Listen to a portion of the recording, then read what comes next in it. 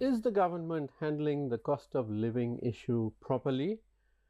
Is the pace of system change too slow? Or is it that the people are simply not patient enough and need to give this government more time? Good evening and welcome to Face to Face. I'm your host Niresh Eliathambi. To discuss these matters, we have with us our good friend Mr. Barath Arullsamy, no stranger to our programs. Welcome, Barath. Thank you, Mr. Niresh. Now, Bharat, of course, is representing the Tamil Progressive Alliance, and that is, of course, a constituent member of the SJB. So, Bharat, tell me, what are your voters, your supporters, the people in your area telling you about what they feel about the system change, which is hopefully happening? Thank you, Mr. Niresh, for having me here for this wonderful program, and I would like to convey you and the viewers the seasonal greetings as well. Having said that, the constituents of Kandy district who had enormously supported the SJB alliance, and also especially for me, they are little bit of frustration because the government may say they are new to the administration, but people say, like, since September, the president has taken over, the government is governing the country. And yes, it's too early to come for a judgmental decision, but it is not on the cost of the basic need of the people, because the people have given a clear mandate. So when you say the basic needs, you're talking about the cost of living, Exactly. the prices of food, essentials. I'm very much specific about the food, because already I think, if I'm not mistaken, by March, the World Bank and the World Health Organization had released a report on food security of our country, which is very much detrimental, and the food security in this, especially in the central region of the country, has been compromised. So in that juncture, if the present government having a clear mandate as the executive president and more than 2/3 majority in the parliament, if they are still going to point fingers at the rice mill owners, as they quote, they are the mafias, they are the ones who are controlling the price, then the government should take stern action, because the clear mandate which the people have given to them is to end this so-called corruption, or the so-called kind of a mafias or the syndicates who are operating and suppressing the basic needs of the people. So is it your view that the government needs to crack down, needs to Obviously take more stern action? very much stern action, because for that only they have given the mandate. When we were contesting for the election, we were saying, okay, if you are going to give the present government, okay, give a strong opposition also. But despite the fact that the government the people gave a clear indication, no, more than that, we will give the full 2/3 majority, more than that for them. Let them govern, let them put everything in order. So on that expectation only, Mr. Niresh, I see the people have given the fullest support and cooperation to the people. And having said that, yesterday I just went through the news also. When the media questions the people about these rice prices, some of them, it made me very much, wonder. Some made statement, even though, yeah, the prices are going up, we do understand. Let's give the government some time. So much of confidence people does have on this government. So I think, rather playing the blame game here and there, the government should take such more actions, as they are like saying they will bring laws and do things. So I always see they should do that. Otherwise, if the basic needs of the people, especially food, their energy, their basic needs of their livelihood, those should be catered. Now, if you take Niresh, in the plantation sector where we represent, Nowadays, it's off season. The yield will be very low. Now, let's get to the plantation sector in a minute. But you mentioned about bringing new laws. Mm. But do we actually need new laws, Bharat? I mean, we have been an independent nation for 76 years, and parliaments have sat throughout, and they have made laws. So, surely we must be having some laws to control this type of cartels. I mean, that's a very basic thing. Yes. One of the first laws that any nation, any community would pass is to make sure that nobody holds that community hostage. Exactly. Like this. Exactly. And in Sri Lanka, we have these cartels. It's not just for rice. It's for vegetables, for many cement, things, for sand, for practically everything. And of course, we know they work with various crooked officials as well. So all that is known. Is this, do we need to bring new laws and have more investigations into this, or shouldn't there be faster action? Mr. Nilesh, now I'm sticking with the dialogues or statements made by the subject ministers in the parliament last week. So I'm referring that now, if there is a delay in existing laws or there's a lagging area in the existing laws, they can even bring that to action and they can make regulations for that. But what I'm saying is, rather giving excuses, people in this juncture, they should understand we are in a global crisis. We should admit that we are in a diplomatic war with many other countries.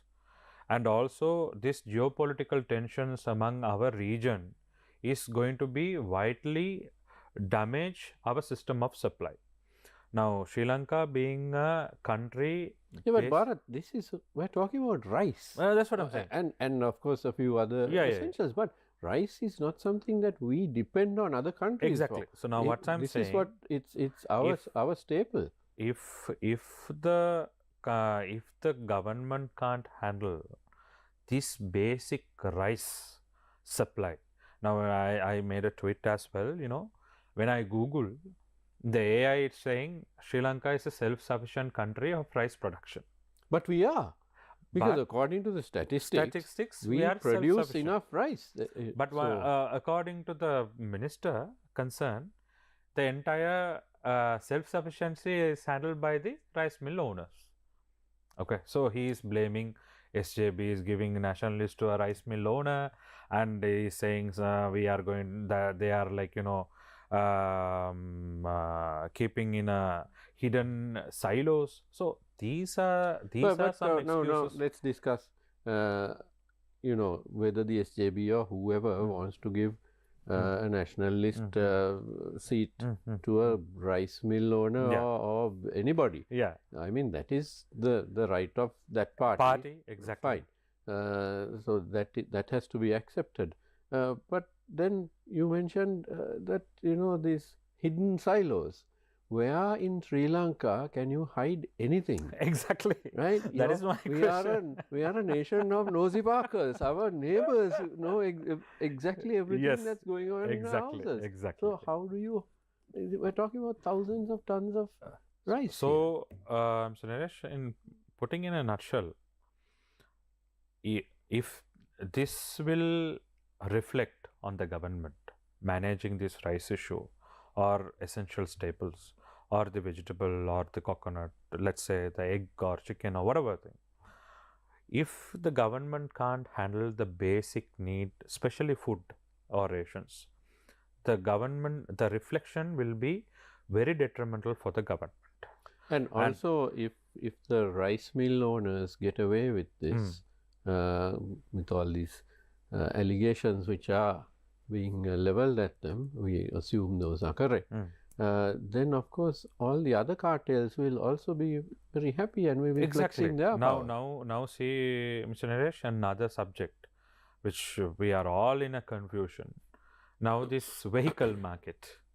Now some are saying the imports will be commencing on February. and some leading companies are publishing that But okay, there's we are no official exactly. announcement yet, So although now why I'm certain saying ministers this, have spoken about it. why I'm saying this, the people are in constant confusion now. This side the rice mafia, this side the vehicle mafia, this side the hawalas are going on, so import export we don't know. So this will reflect on the government's governance and the administration. So people there may be new faces, but the officials are same, no. The people who are governing or administration, the executive body is the same. So are the So officials part of the problem?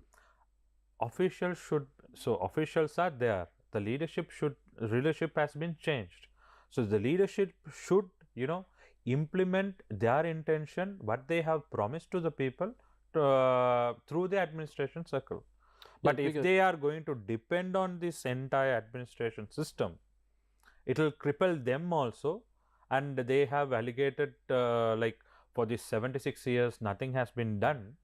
So that will the same thing will come to them as well. They should keep in mind. So Bharat, we can assume that there are a fair number of officials who actually have been working in connivance with these cartels. Otherwise, the cartels will not be able to work to carry out whatever they want to flex their powers over the last few decades. Exactly. So those same officials are still there. But how now we have a new president. We have a new cabinet. How do they crack down on this? That is an entire exercise, Mr. Naresh, for the government has to take, because the promises they have given to the people is not a simple one or two promises. Now, as I mentioned, 76 years nothing has been done is one important thing. Okay, the entire corruption, entire money has been landed in some other countries. There is another thing. And we will increase double the salary increment for the state sector in our regime. So that is another problem. I'm just saying one or two important ones. So to uphold these promises, they should have a strong administration and executive. Now I can see the people have given, they have done what they wanted to do. They ought to do had been done, because by giving them the mandate, okay, you spoke, you said, okay, we are giving the full power to you. So now you prove yourself that you can do. So now managing the government sector, managing the civil organization, managing the trade unions, managing our diplomatic relations, everything lies on the government. So the government now I can see in the parliament also, like unconventionally, the opposition also wanted to if you are going to do, we will also support. They are expressly saying in the parliament. So all are like, and the media, the fourth estate of the government is also supporting them. People are supporting them. Man, international countries, I saw, if it is USA or India or China went to the extent to north and said, like, we are happy the northern people have selected NPP. So there is a wave of support for the government. So I don't see nothing stopping them at the moment. So if they mismanage basic supply of rations and basic needs, especially to the drugs or the fuel or the energy supply or the food and rations, then it will reflect this government is not capable enough to govern this country. Then but the it is entire still in early days. Yes. 2 weeks. The cabinet has been there for only 2 weeks. But the president and the administration was there, no, Mr. Naresh, for more than 2 months, 3 months now. Yes, but again, because of the policy decision of the president only to have ministers from his party, the NPP, he ended up with just 3 ministers, and of course that was not enough to govern the country. And so the excuse was, the explanation rather was that the general election was coming up, and then there'd be a full cabinet. Obvious, yes. So now, let's leave aside the 2 months, from the presidential election, and say it's 2 weeks since the cabinet was formed. Are we being too hasty? No, that's what I'm saying. this is very too early to judge the government. What I'm saying is, But people are suffering. people are suffering. And that's not the fault That is of the government. exactly. It has been going on for the past 2 to 3 years. That is, say, Mr. Naresh, when Ranil Wickremesinghe was the president, when there was a crisis arises, and this Aragalaya, post Aragalaya, the first thing as a head of state, he managed to, bring down the supplies. Now I saw some of my friends were commenting, no, it is a, open up the market. It's a free market. Let the trader and the consumer decide on the prices. Why are we fixating, a controlled price? But the thing is, we must understand that is a good suggestion if it is a large market. It's a large competitive market. But unfortunately, for the past couple of years, decades, it has been crippled to some extent. Some, as I correctly said, some syndicates or the cartels. So, coming out of that is itself a big exercise. But unfortunately, now the government has given leeway for importing rice from other countries. I expect this entire crisis situation will be over by end of this month. But as I said, even the plantation sector, people are suffering. Like, yes, the first priority is to feed them and their family. If there is no way to do that, then it is technically it is a kind of a big issue for them. And also, if there is a group of people are withholding the essential need, and it is also a similar exercise to a terrorism, because you are putting the entire citizen of this country into risk. So the government should take more stern action who are going to do this black market things or this entire mafia thing, and they should take into consideration. I would like to refer in 70s and 80s, like I was very young, you are well aware about that. The government then had a surpassing rule that this much of goods you can have.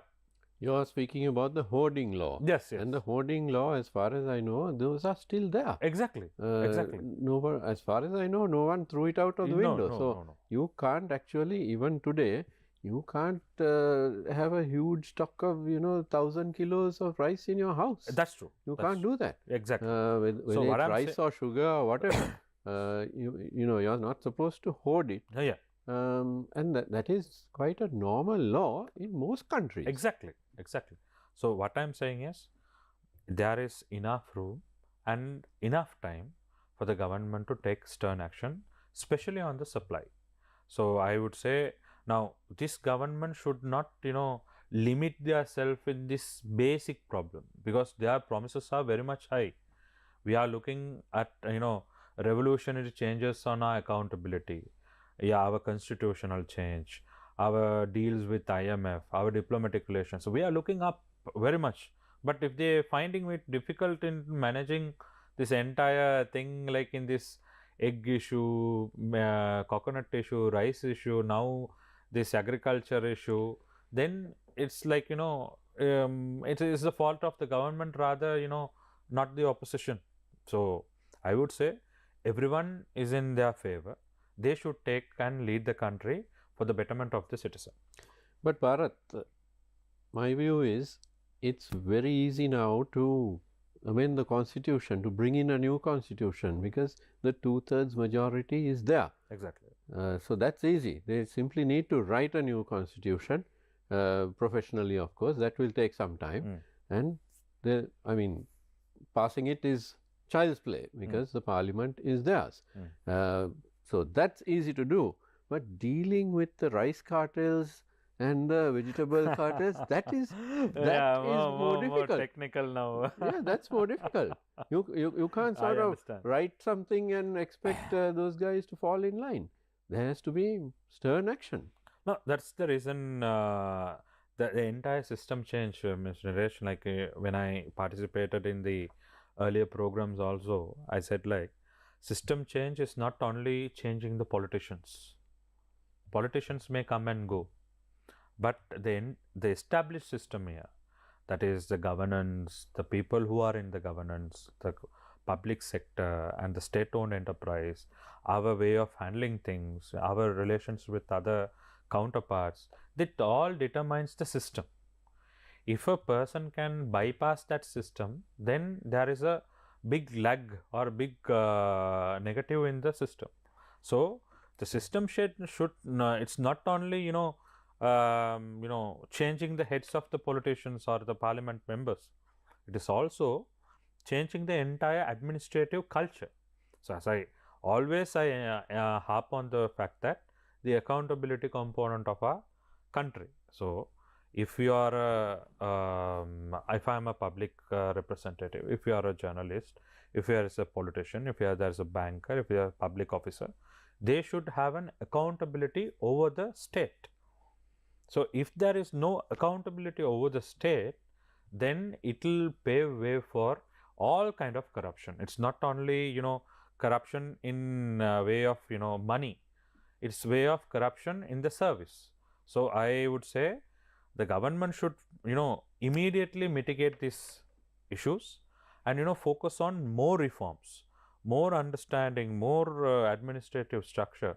Now from the north there is a huge expectation on the government, from east from the expectation from the government, from upcountry there is a huge expectation from the government unconventionally.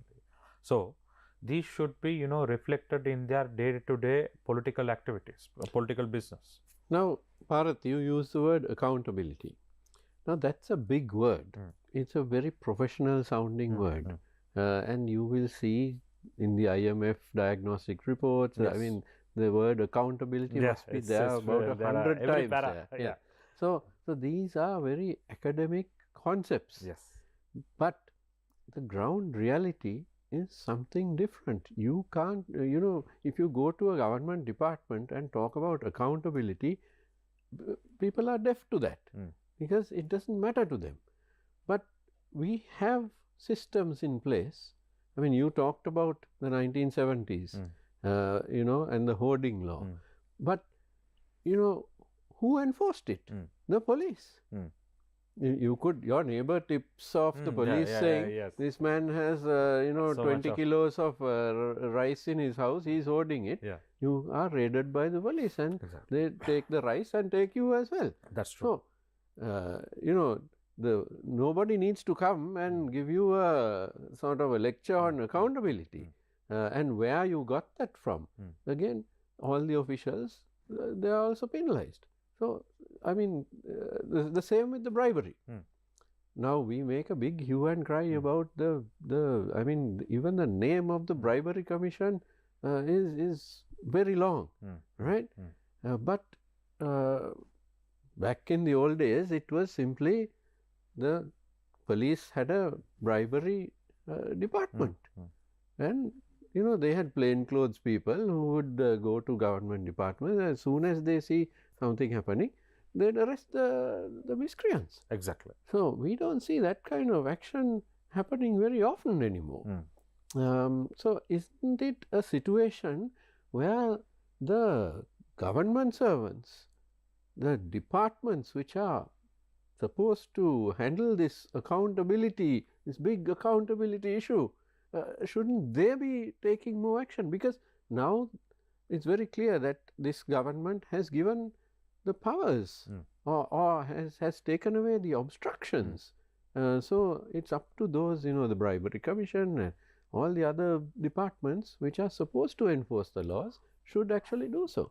What is stopping those departments from taking action against the hoarding? Why do they have to wait for the minister or the president? Yeah. Exactly, Mr. Nilesh. Like, in the past, and also I have seen as soon as the new government comes in, the government's promises and, the expectation of the people are like, it's very high. And when it comes to delivery, then it's a big problem. As you correctly mentioned, the system in place, the government officials. Now, in the recent past election, I saw that people are very much, especially the government servant. If you see at the postal vote pattern, the entire country was like in overwhelming support for the government. Now they know, okay, when we see so those same government servants need to implement the change. So now when I was having a chat with a group of people, now they said, when President Ranil Wickremesinghe was contesting and at the presidential election, he took a cabinet decision to increase their salaries in a way in which they never expected. And despite whether they had money or not, the process was there. So he was giving a visible evidence that I am doing this. But despite the fact that they supported NPP in a huge majority.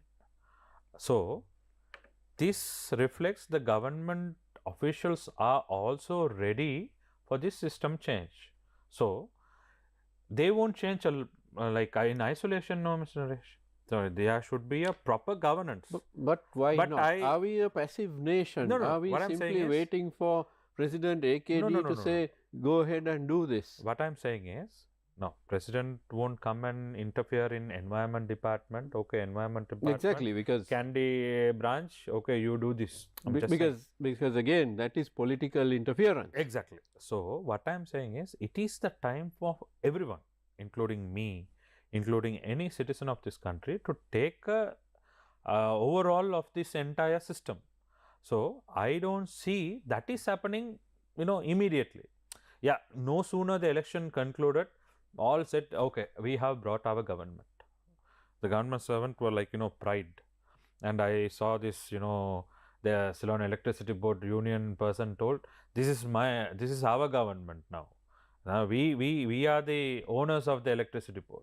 So they went to the extent to, express that much of emotions. So there is nothing stopping in the government, implementing some new laws and new regulation to change the system. But the change should start within. But where is the starting trigger will operate is a big question. So as I told you, coming back to my point one, if the government reflects that they are incapable of solving small issues such as this basic needs, then it will lose the confidence over the masses that okay, they are just only talk, there is no action. So that will have a big problem among the system of governance. That is my way of seeing the current issue. Hold that thought, Barath, because we need to take a short commercial break. Don't go away. We'll be right back.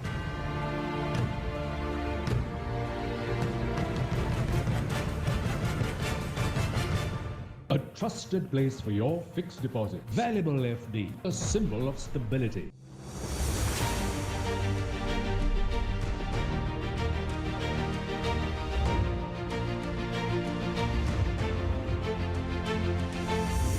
Step away from the conventional art of storytelling.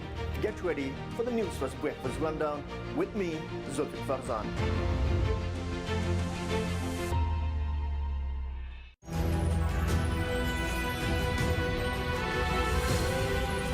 TV1.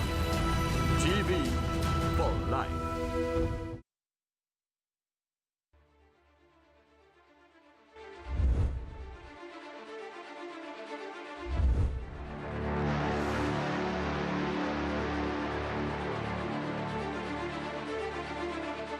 Today is the 9th of December 2024.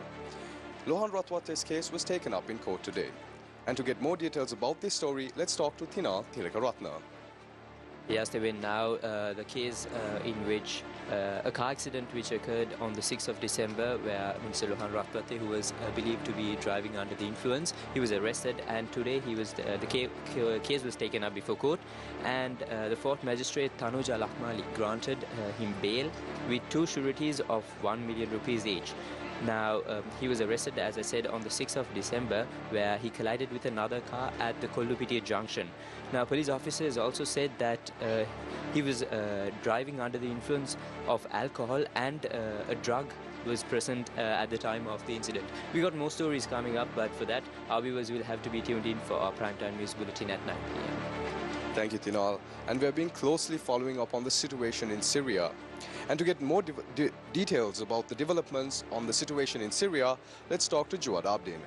Yes, Devin, now we at Newsfirst have been closely following the situation in Syria.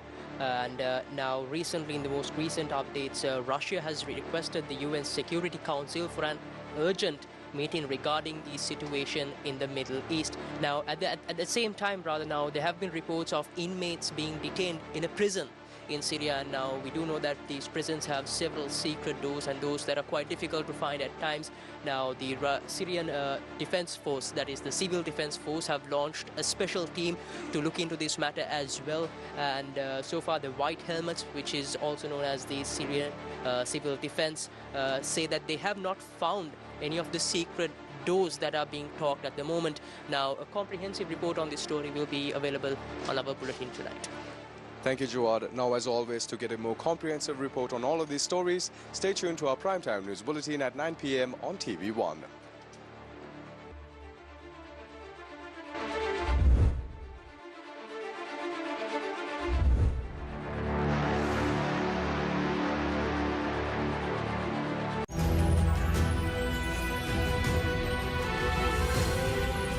TV1.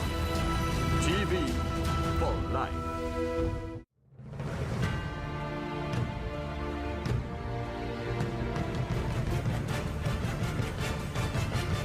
Welcome back to Face to Face. We're in conversation with Mr. Barath Arullsamy, who of course represents the Tamil Progressive Alliance and the SJB. Yes.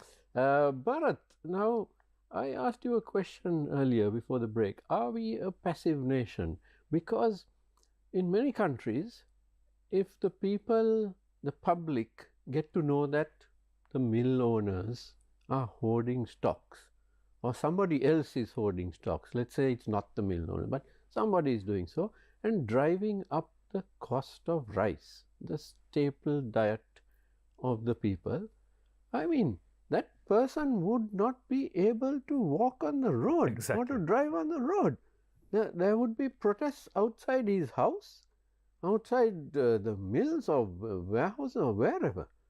But here we are very passive, and we are simply discussing, as in the media on shows like this, and questioning, and we're waiting for the government. But this is a bit of a strange situation. We are a nation which chased our president out of, not just out of his out of office, out of his house, out of the country. But have we forgotten the lessons of democracy? I think we are more into a civilized administration at the moment, comparing with other countries right now. Yeah, I'm not advocating violence, certainly not. No. But it is simply that we, we're leaving it up to the president. No, the thing is, to solve this. Yeah, no, the thing is, Mr. Naresh, you can understand the basic way in which, in this entire exercise of 1.5 years or post Aragalaya, the promises and the dialogue exchange in the stages of NPP is this, there's a problem like this is a solution we are going to make. There's a problem like this is a solution we are going to make. So, corruption, okay, this is our change. If there is, as you said, if there is a mafia handling, so mafia will be countered in iron fist. This is what they said. So the the people, okay, you are saying this, we are giving the power, you do it. Now, they have given the entire delegated power to the government to do this. So government can't say, no, it's like we are talking to them, we are giving time to them. So it's very much, challenging, Mr. Naresh, to see, as you correctly mentioned, a group of people are holding our essential needs, then it is I see it as a terrorism, because when it comes to affecting a single citizen of this country, if he or she can't access their basic right, then it's a problem. So government should take a stern action, and also they should develop new laws if necessary, but preventing them not to do. So everything is in place. So they wanted educated people to the parliament. I think more than 10 or 15 professors are there. They wanted majority. You have more than majority. You want media support, ground support, it's there. So if everything is there, so I don't see anything stopping them at the moment.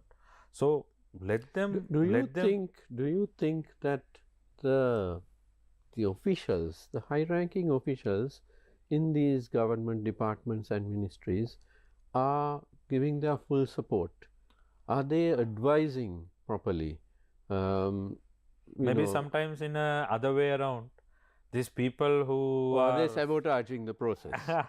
No, these people who are stopping or holding the supply, maybe the partners of the government, we don't know.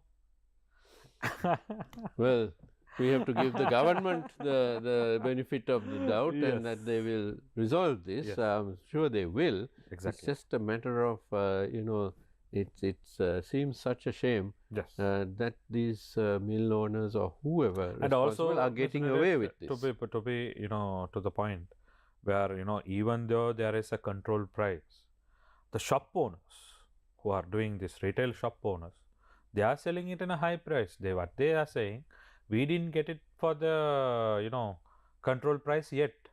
So if we are getting for 255 rupees with the profit to mine, I have to sell it for 260.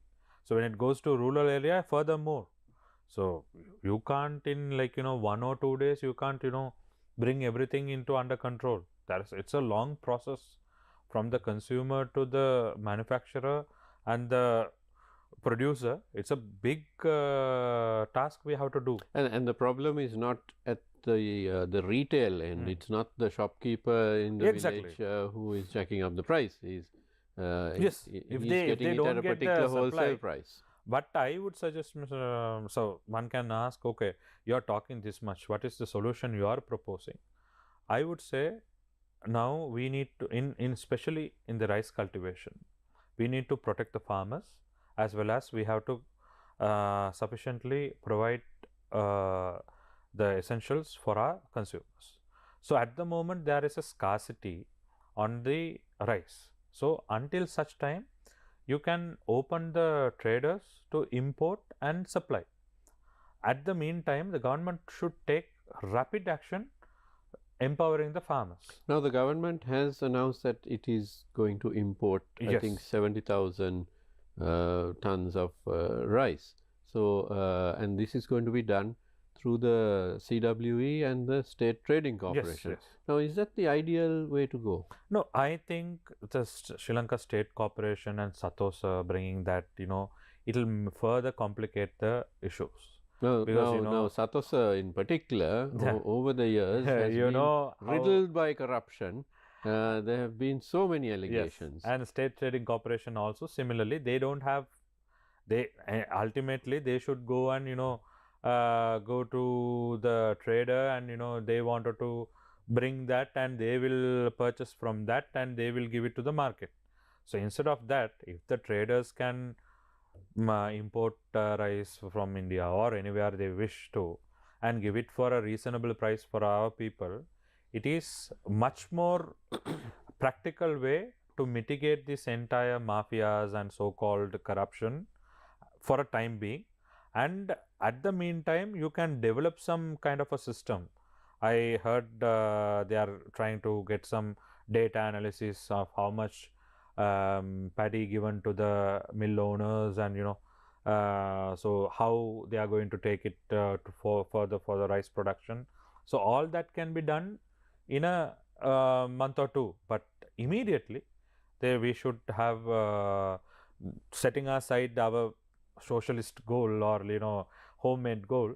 We have to cater the consumers. So government should take that action immediately, because I remember in the last regime and the previous government, I think, where whenever there's a problem arises in this rice, the government took a quick action on this by importing and feeding, because But again, no previous government has gone head to head with the mill owners before. I have seen there were like some there is no wonder where Gotabaya Rajapaksa went to a rice retail shop and spoke to the officials. Oh, but wasn't that But, all no, grandstanding? that's all now I say our present president's statement also shouldn't be like that. My wish. Now see, I may represent the opposition, but I don't want my state to fall. We are government in line, but we don't want the government may fail. I don't want the state to fail. As a result, the citizens should not suffer. That is my intention. Now, President Gotabaya, he made a big song and dance about sending the military intelligence to scout out which mill owner had how much of rice in his mill. And they gave this wonderful report, and it was all made for television. We saw it all on TV. Exactly. But still, for all, the control didn't really happen. That's true. The mill owners pretty much laughed at the government. Exactly. The military intelligence or whoever, they seem to be of the view that they have more power. And perhaps not all of them, but there is certainly a cartel operating, and this is so in many industries. But still, for all, we don't see the action. And this is quite inexplicable. Exactly. And again, I come back to this cultural issue, Barath, where we put up with all this rubbish. I mean, we are a nation where our farmers were deprived of their fertilizer. Exactly. In many other countries, the president would have been chased out at that point. Exactly. By the farmers. Yes. But instead, yes, there were protests by the farmers, but it was certainly too little. So is it again, have we got used to being ruled instead of served by our politicians and by our officials? Mr. Naresh, when we take these two regimes, like Gotabaya Rajapaksa's 2/3 majority and NPP's Andhra Kumar Dissanayaka's 2/3 majority. This 2/3 majority came on a complete populist ideology. Gotabaya's. And NPP's 2/3 majority came on, we must all understand, it came on frustration. Okay, they have ruined the country, let's give them the chance. Most of them have voted in that intention. So President Andhra Kumar Dissanayaka has a very good experience how, if the government or his administration fail, how the repercussion will be. They have very good example in that. So I don't think President Andhra Kumar Dissanayaka or his government will make the same mistake what President Gotabaya Rajapaksa did in 2021-22. So having said that, now coming into the citizen of this country. Now if we stand alone, just isolating ourselves from this entire governance, okay, we have given the entire full majority for the government, and we shouldn't worry about this. Government should bring everything. Government should feed us. Government should treat us. Everything is depending on. But then that is not the system change that we need. If it is that is the intention of our people, then we are still wrong. We should actively participate in the governance. We should speak up. We should give our thoughts. The government should understand every citizen of this country, despite north, despite south, everyone are very much watchful and they are very much vigilant about what is happening in and around. If that is not there, then we can't take a proper call or we can't have a proper administration. This connects to your question wherein which how the government officials are concerned. If the citizen or if an average person is going to go on the same way how he did in 2-3 years back, then it is not going to change anything. It is the right of a citizen also to actively participate in the governance. So I think this is the time, right time, as the government has, announced it's a people's government, let the people also participate in this governance. And just as much as the people, the officials need to Exactly. do their job, basically. As I said, the change should start within. Now Bharat, today I felt quite ashamed because I saw the news from South Korea.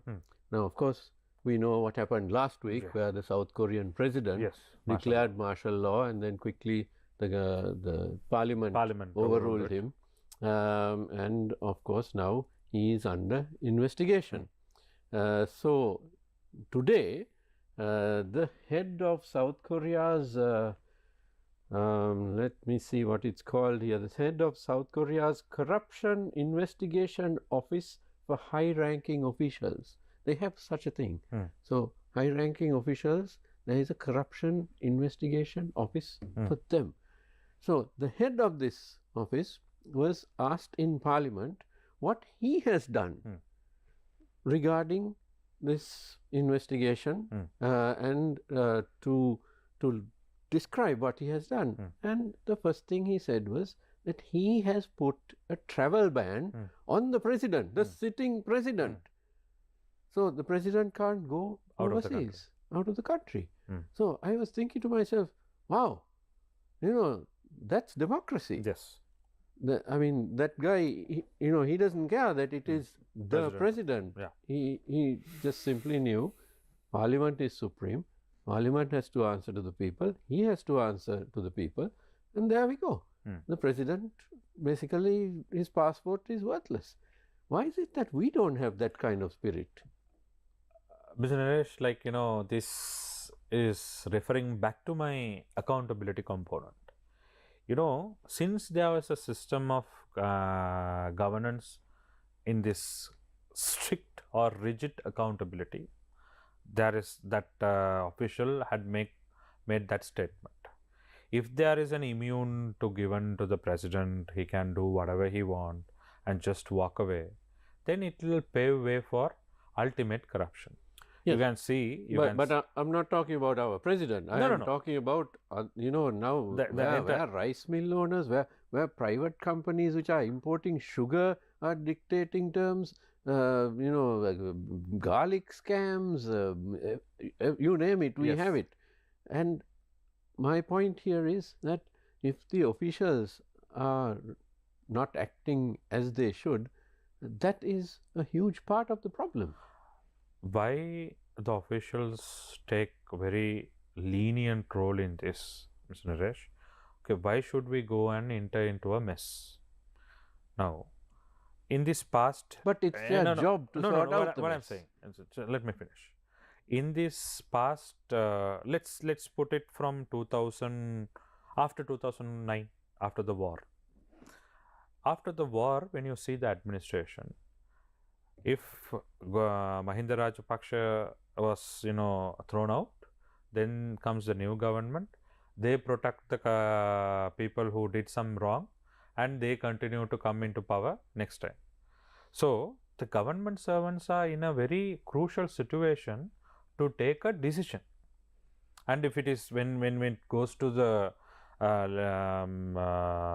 court of law, then the people who have power and influence may sometimes walk out. So they think, okay, I being just an ordinary official, what can I do? This strangle should be broken immediately. Absolutely. Yeah. If this strangle is broken immediately, every single official will act to their conscience, because all government officials or public sector officials come on an understanding or an oath to this country and the constitution. So if they uphold that itself will create a more transparent, accountable administration. So when you just going out of the topic, now say if the community integrity, okay, the Tamil community, Muslim community, Sinhala community, this entire harmony is not only depend on their cultural values. We all must participate in their understanding. We must all share their understanding with the northern Tamils or Muslims or upcountry Tamils or southern Sinhalese or Canadian Sinhalese. Everyone should understand their core value. Similarly, to in order to achieve that, community unity, harmony. Similarly, the government servants should understand their shackles are broken. They can, take a stern step towards their duty. Then they will come forward. Otherwise, they will think, okay, now most of the government servants earlier, which I know, okay, I am going to retire in 1 or 2 years. Why should I go and, get into this mess and, go to inquiries and, lose my pensions? So that is a majority government servants understanding, is that like, why should I, unnecessarily let's pass the ball to someone else. But it is that very attitude which ruined this country. It's not only the politicians, Mr. Naresh, I mean, but also some officials.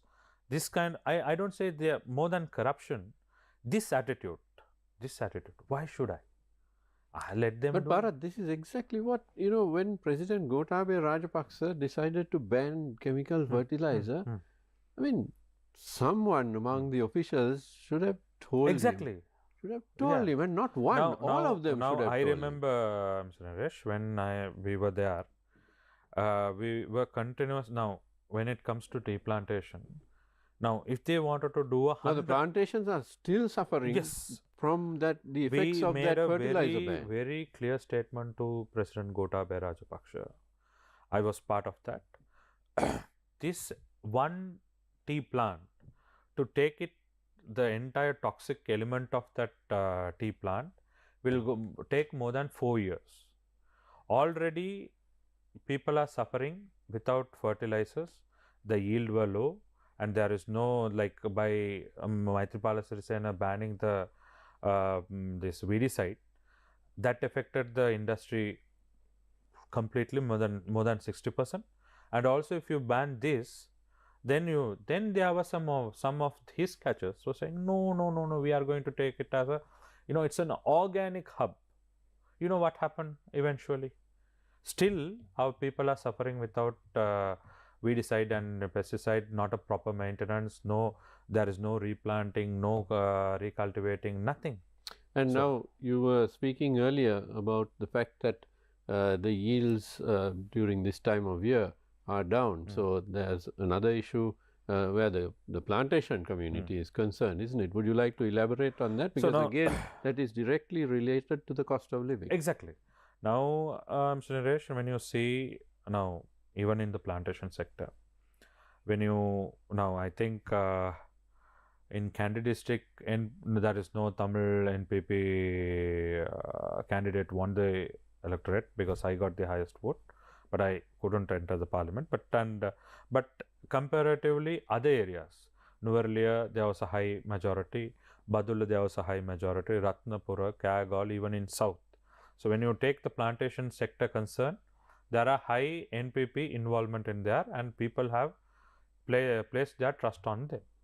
So on that ground, now the yield is very low, and now if they pluck the leaves only, they will get the salaries, and the salaries also, we all know, it's like, very challenging in this situation.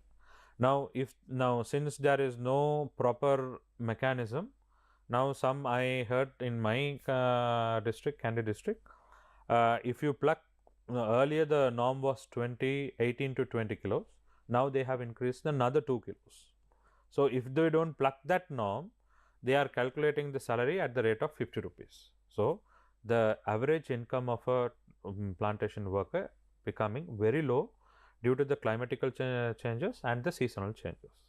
So in this juncture, if they don't have their basic food, rice or coconut or egg, if they don't find, and if it is very expensive, they can't feed themselves or their family.